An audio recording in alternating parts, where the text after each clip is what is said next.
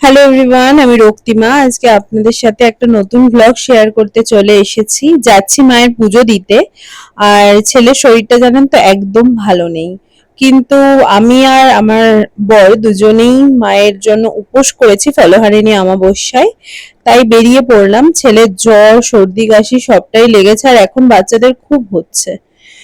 ওকে দোকানে রেখে চলে এলাম ফলের দোকানে। আমাদের দোকানের পাশেই ফলের দোকানটা, এখানে চলে এলাম মায়ের জন্য কিছু ফল নেব।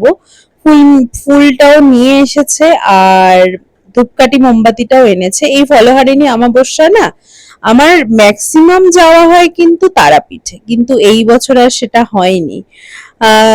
আগে থেকে কোনো প্ল্যানিং ছিল না, প্লাস একটু কিছু কাজের মধ্যে আছি, যেটা আপনাদের সাথে খুব তাড়াতাড়ি শেয়ার করব। আমার ভ্লগগুলো আপনারা দেখতে থাকবেন আর আশীর্বাদ করবেন আমার যেন নতুন কাজটা খুব ভালোভাবে এগোয়। কথা বলতে বলতে আপনাদের সাথে চলে এলাম দেখুন মায়ের মন্দিরে। এটা হলো আমাদের বারাসাতে লরি স্ট্যান্ডে বড় মায়ের মন্দির। নৈহাটিতেও বড় মায়ের মন্দির আছে, আর আমরা কিন্তু ছোট থেকে জানি বারাসাতেও বড় মায়ের মন্দির আছে। নৈহাটিরটা আমি কিন্তু ছোট থেকে সেভাবে জানতাম না।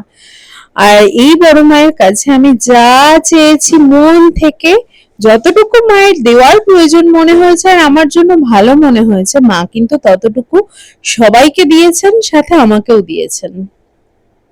এখানে সবাই কিন্তু আমরা মাকে অঞ্জলি দেওয়ার জন্য বসেছিলাম। আর দেখুন ঠাকুরমশাই কি সুন্দর করে মায়ের পুজো করছেন আর মন্ত্র উচ্চারণ করছেন। সেই মন্ত্রটা আমরাও আবার উচ্চারণ করে মাকে ডাকছি মন থেকে। কারা কারা আপনারা ফলহারিণী অমাবস্যায় উপোস করেন বা কাদের বাড়িতে পুজো হয় অবশ্যই কমেন্ট বক্সে জানিয়ে যেতে পারেন।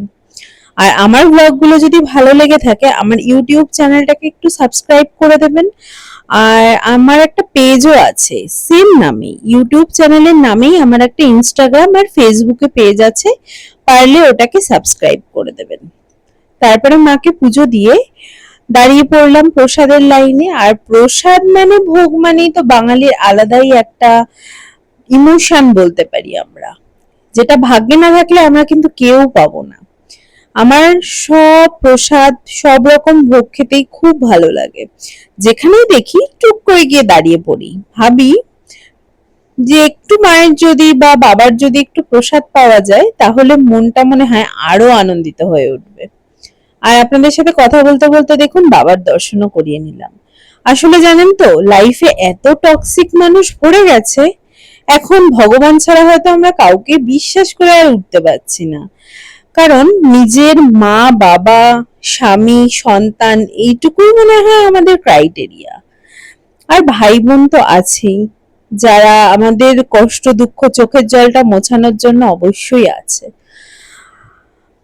আমি ঠাকুমাকে দেখিনি, ঠাকুর দাদাকে দেখেছি। আর এদিকে আমি আমার দাদুকে দেখিনি, দিদুকে দেখেছি, মানে আমার দিদাকে দেখেছি। তারা অফুরন্ত ভালোবাসা আমাকে সারা জীবন দিয়ে গেছে, কিন্তু আমার ছেলেটা তাদের ভালোবাসাটা আর পেলো না। এটাই একটু খামতি রয়ে গেল জানেন তো। খুব মিস করি তাদেরকে।